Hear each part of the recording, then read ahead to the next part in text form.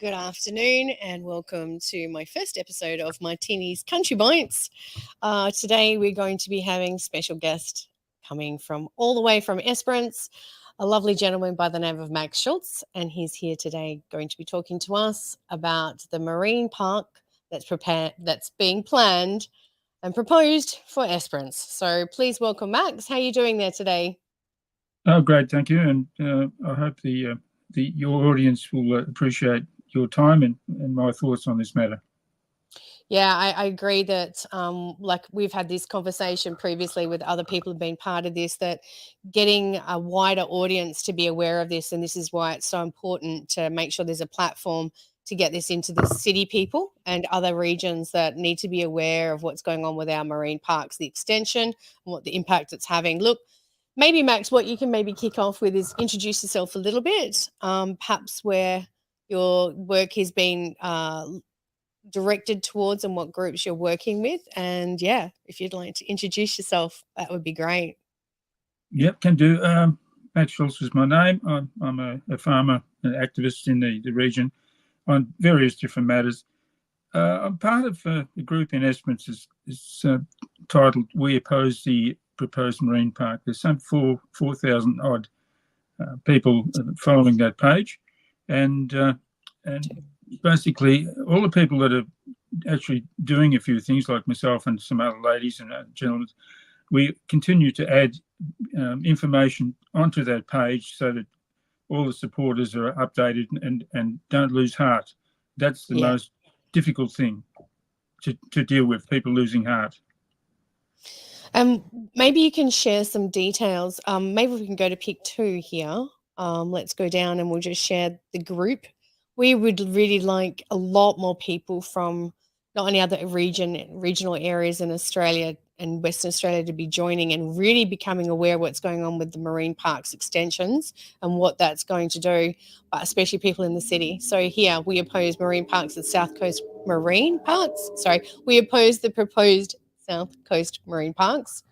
So please go and join, see what's going on, and you'll see that Max and there's a whole bunch of people in that community that have been working really hard to bring awareness of this to the whole community. So maybe we could just talk about what you have been involved in, Max, what things and maybe what the marine parks is trying to do. So if we can go to picture one here, and this is going to show the area that you're talking about, the marine park that's been proposed. So if you can see that there, that goes the whole way to Hopetown. So if you can explain that maybe, Max, for everyone. Yes, before I go on to that, just regarding the Facebook page, we oppose the marine park. It's a private group, as you notice, but just give a little time for the admin to log you in, and so don't be disappointed if it doesn't happen immediately. Okay, back to your point.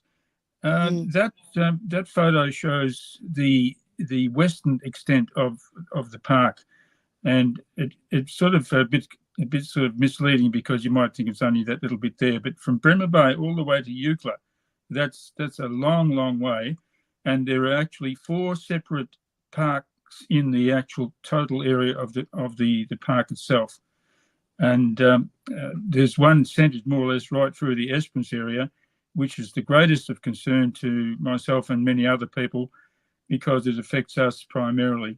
So your photo is good, but that's just the western extremity of the proposal, and it goes right through to Eucla. Okay, so many people understand. A lot of people have probably been to Albany and down that area. So it goes the whole way from Bremer Bay, the whole way past to what area was it, Max, again? Right to the South Australian border at Eucla. Wow, that's enormous. And Yes, so yes. what is the proposal? What's it planning to do as far as the impact on fishing and access to the oceans and the restrictions? Well, it's very confusing to some extent because there's a bit of this and a bit of that, but overall, it's just stopping us, the population's rights to have access to the oceans, and basically, it's a common law right for the population of the country to have access to the oceans. That Absolutely. Yep, it's Yeah, pretty in every hard. way. Yep, go on. I was going to say in every way, not only just for swimming, but also for fishing and feeding your family. It's a basic human right. Yeah, well, that's true, but unfortunately, the arrogance in the West Australian government is trying to override the actual common law, which is enshrined in legislative law here in Western Australia, and it's been brought to their attention, but they keep ignoring it until it can be pursued a bit further up the chain to force them into acknowledging that they aren't legally allowed to take the recreational fishermen's rights away from them. So, is this a federal proposal that's been supported by the state, or is this a state proposal? Because I felt like the international group Pew was still somewhat involved in the way that we are getting locked out of the oceans from these marine parks. Is that the situation, Max? Well, the federal government doesn't appear to have any involvement in this marine park area, even though they're dabbling with other areas towards the eastern states and very well south. There's definite boundaries between the federal area of control and the state level of control. The state basically has taken this issue on by themselves, but I suspect that it's an overall Labor policy to have parks all the way around Australia and keep us people out of there. Locked out. In reference to the Pew people, they're an international body that puts their finger in all these sort of places around the world that they have interference with. They've got a lot of money and they've got plenty of political pressures that they put on people. But we, the people, have to basically just ignore them because they're not our neighbours, they're not our population, they're not our friends, and all they are is basically our enemy.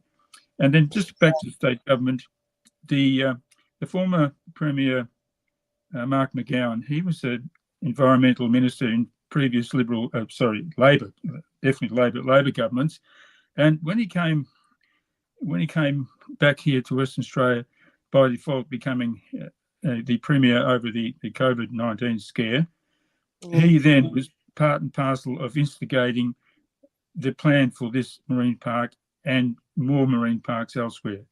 That's where it all comes from.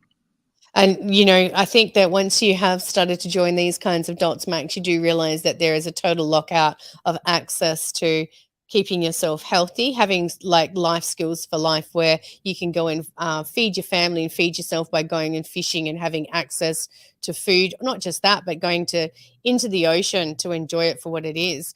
The one thing that came up in last week's interview with the impact on wetline fishing and the offshore marine parks is how we're seeing how the offshore marine parks butt right up against the extension.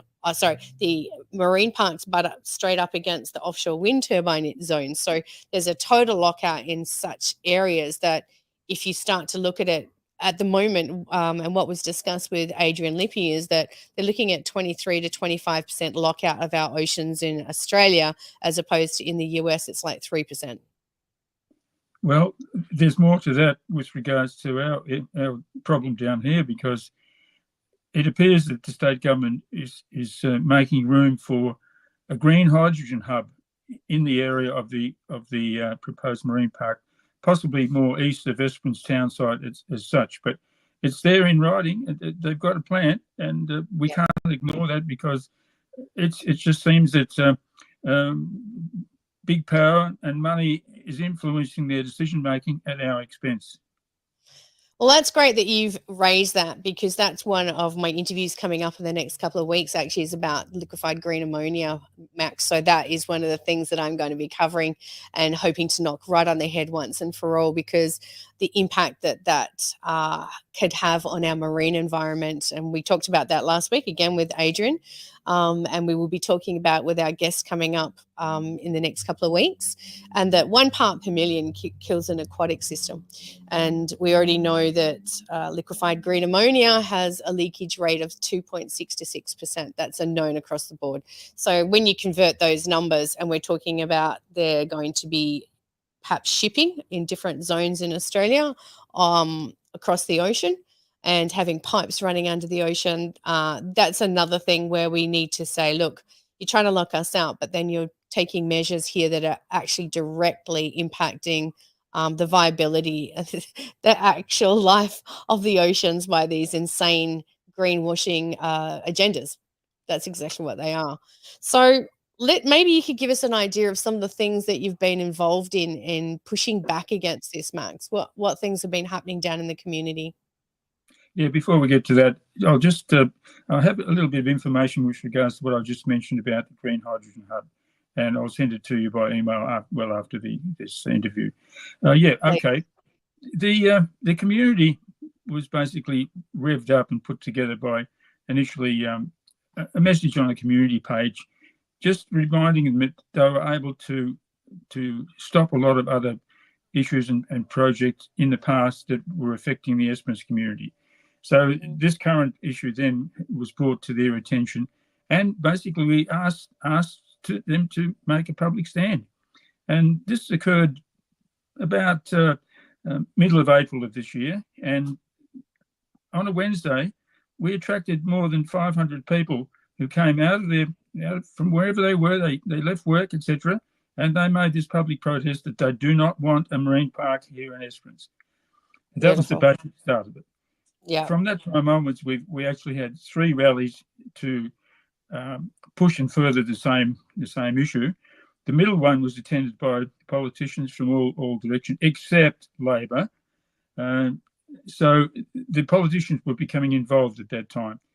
And then the third and final one was basically just to touch base with people, let them know what's going on and where there's support and everything was going on. So that was 3 rallies that took together from there.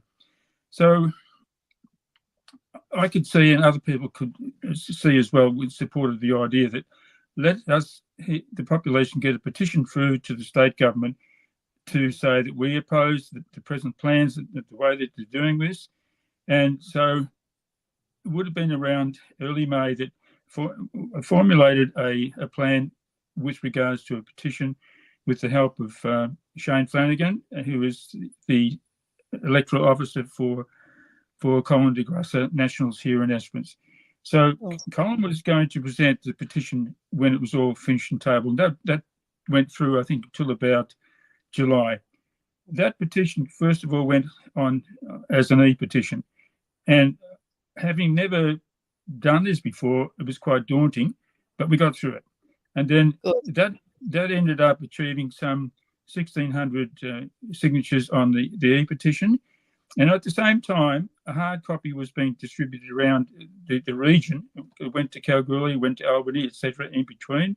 And the total amount of people opposing the marine park from and with that petition was over 6,000 people.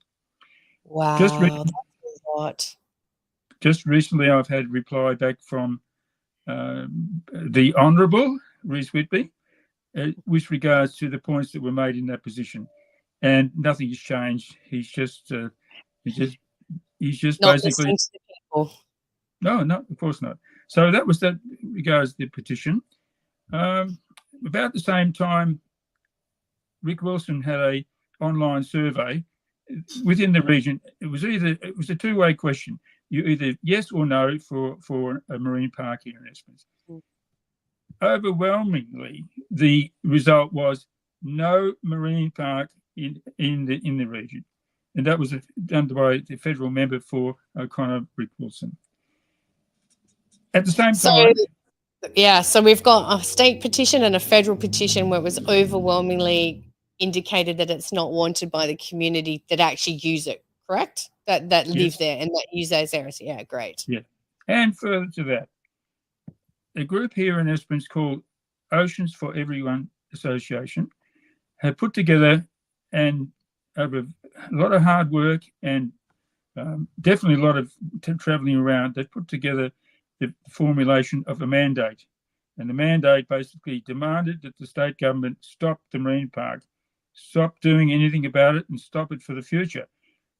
From numbers I've received from those very same people, over 6,000 residents in the region have already signed that as a document. It's basically a legal document, and I understand it was presented to via the Attorney General. It was presented to Rhys Whitby, and he's got it on his desk. Now that's another area of support from the community to say we don't want this marine park.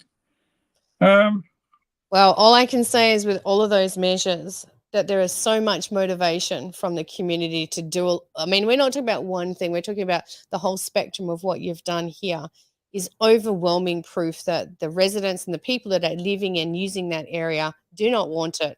As you said, it's been presented.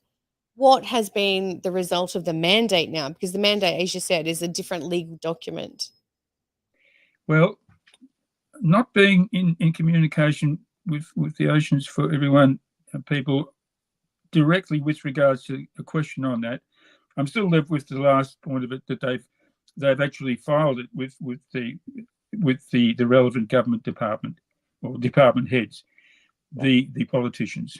I think that in due course that will have there will be an outcome from that, and hopefully it'll be listened to, because I'm quite certain that there's a drive and there's money behind that push for the mandate to be made legal, even if it has to be taken to the High Court of Correction in Canberra as an issue that it just seems so obvious, but it's being ignored. But let's wait and see what comes of that, because I've supported it all the way along. I've believed that it's a further way in the legal sense to actually deal with this matter. Yeah. Another question. Yeah, maybe we're going to go to pick 4 here, and we're going to just look at the areas here, because when people are going to see some of these graphics, so we're going to see that this is fishing intensities out of 2022. So 2022 we're in lockdown, correct?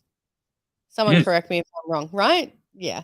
So how does this statistic show that we were maxed out in those areas during lockdown when most of us couldn't even get to the beach, otherwise we were being threatened with being arrested? That's my first question, if this data is correct from 2022. So if it was from collated from previous years and just estimated, which is possibly what we're seeing here, how is it that we're being shown that all of these zones around Western Australia are maxed out? Can you explain that to me, Max? How is it that we're saying that we're overutilizing and there's just nothing there for us to be, catching anymore? Well, looking at the picture, I'm just logically thinking that dark line on the outside in the water area, that actually correlates to the federal zones, and so I think possibly that information is inaccurate with regards to trying to suggest that it's happening here in the coastal waters, like the state government controlled waters, because you can see quite clearly some of those blocks are well and truly off the coast by hundreds of kilometres. I'm only guessing that it's a map presented by federal areas in regards to fishing. Yeah. Somebody else is probably going to be a lot better at interpreting that than myself. Well, the reason why these dots are joining together, the conversation with Adrian Lippy, is that we're being told continually by the Minister for Fisheries that our fisheries are under threat and they're getting depleted, and yet we're hearing from all areas that are well-established fishing areas and coastal communities that our fisheries have immensely recovered, especially where I'm from in the Geograph Bay area. Dunsborough, our jewfish, our rock lobster, so many endemic species of what would be regarded as fully recovered, and they're not depleted stocks at all, and they don't seem to be under any kind of threat because of the sustainable measures that have already been put in place. And because of this is using this pretext that these species are under threat, and so now we need to lock them out because of these marine parks. And I feel like this is the precedent that they're using across the board, saying we need to protect this, so we're going to lock everyone out. Is that sort of the feeling from everyone there? Is that what you're feeling too, Max? I think a lie can be turned into facts if it's said often enough. People on the ground or in the boat or off the beaches, they're the ones that know how many fish are out there. They're the ones that are doing the big catches. And mind you, it's all based on populations as well. If you've got 100 people lined up on the beach fishing that 100 people area zone, sure, there's going to be less fish in that area, but you go further down the beach there where there's no people fishing, that's where the fish are. It's because they haven't been caught. So that's just a quick way to look at things. But the wrong people are giving the information, and they're trying to say it often enough so that it's accepted as fact. Yeah, I agree. And I think that the more that something is repeated, they think that is going to become the narrative, and people are going to default to that as the expressions or the words, the language used towards that subject matter. You know, we're being sold out against this climate crisis and using that as the umbrella to shut everyone out off their land. We have to put up onshore wind turbines on prime agricultural land, and then we're locking people out of the oceans as well. It's all connected. I think once you've gone down the rabbit hole and you start to see that this is all connected to the same narrative and agenda, that this is why I think that communities like Esperance and what they've achieved. Also, I've seen a lot of the postings that you have had in Kalgoorlie as well. I have been following this quite some time now, which is amazing to see that you've got to the point where you're at the mandate level, because that really takes it to a very different level of legal avenues. And especially with an association like you've just talked about, it sounds like they've really, really got it together. So huge congrats to everyone down there for pushing back. I've got an article here, pick number 5, that I think was in your local paper. Let's just have a look at that. No, a big no for the marine parks. Are you familiar with this, Photo Max? Well, yes, it looks familiar, and there was a number of them printed in the local newspaper around about that time, and it showed actually that visible numbers of people at the rallies, and I think that the one that you've got on your screen now is from that area and that timing. It was good, and there's others there that are just as good, which would be very useful for the public to see. Yeah.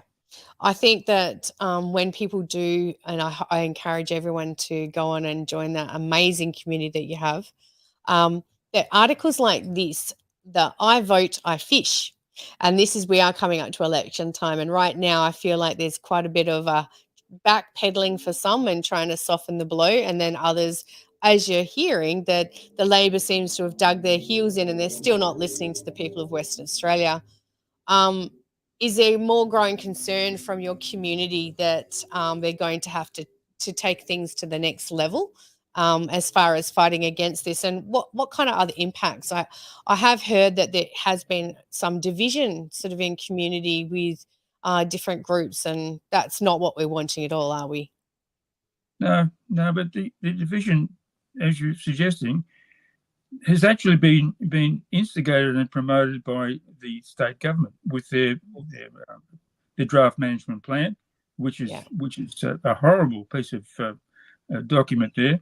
It, in its own way, from my own reading and other people's views, it's actually a very racist orientated measure, and that type of stuff. It's printed. It's available to the public.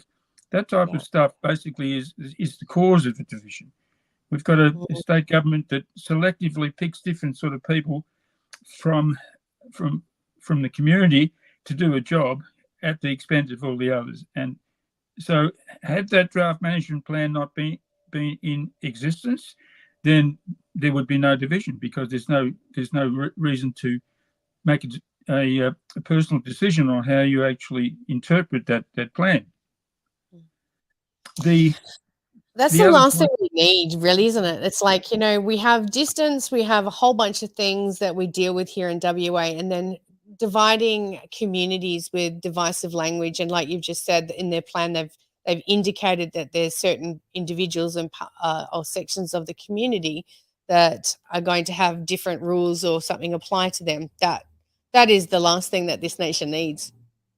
Well, true, but look, only a year ago, if I can use that word, a year ago we had the referendum, and wasn't that a major division right around Australia? And they're doing the same. They're doing the same here in Western Australia, because Labor governments do these sort of things. It's just the people have to realise who's causing the problems, and then look at it, dealing with it in that way. The problem are the government. They're causing the division. Yeah, look, all I can say is that I feel like what's happening is that for myself, being part of Save Our Beloved Geograph Bay and being so connected to lots of communities throughout Western Australia, knowing all the work that you guys have done down there, and it is a long distance for a lot of people to drive. And this is why I think it's so vital that coming forward and having these discussions is absolutely vital in breaking down those barriers, because the division only works when there's a lack of comprehension and understanding or awareness of exactly where the imbalance or the injustice is and how there's a bit of a power play going on. So what other things would you suggest people to do? Because in Perth, we have the Marine Park extension. So maybe you could give some people advice about what they should be looking for, what's going on in their own communities.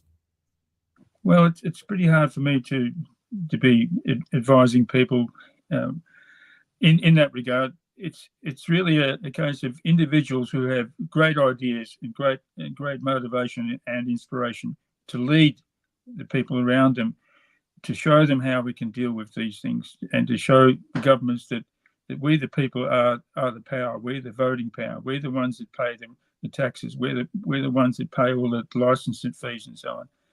Yeah. I was just at a meeting yesterday with some people locally, and my point near the end of the meeting was, I'm here to empower people, or in that case it was parents with regards to their children. I'm here also to empower my community, that they don't have to put up with what they're told to do. They have to tell them what we want them to do.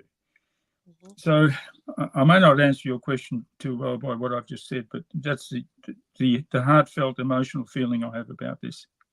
I think you did nail it, actually, Max, because that realization, awareness that they are public servants and they are here to represent the people in the nation, those that have voted them in or some that weren't so elected. So they should be representatives of the people, because that's what they're actually getting paid to do. And I think it's time for, like you're saying, that these egos need to be put aside and start listening. And the fact that Reece Whitby and others in the state Parliament here are still digging in their heels and not listening. Like, going back to that photo, it's like, I fish, I vote. I think it's going to be the same for a lot of people that are seeing this digging in their heels and not responding in a way that's sympathetic, that's having awareness of that. So, when you've got the thing is, when articles start coming out like this, what I seem to happen is that it does create a lot more of a snowball effect, where what you're talking about with people having the awareness that they are public servants to the people. That's why they're in those positions, to represent and to actually listen to what the people want, regardless of what other nations might be doing, other agendas that are being pushed upon us. If the people are saying no, that they need to listen. So I think that there's a lot of growth to be had with this discussion. I think that there's a lot more to be had from this day on, I think, Max, because I think the people that I've heard feedback from other coastal communities going north, they weren't aware that the Marmia Marine Park was being expanded and going straight up to butt up against the offshore marine park. So I think that in time it'll be great to have further discussion about it, and that we should really be having a crossover of dialogue in different areas. So I'm hoping that there will be a connection from the city communities coming to you, and they can certainly see what you've done and how to be empowered in that, like you said.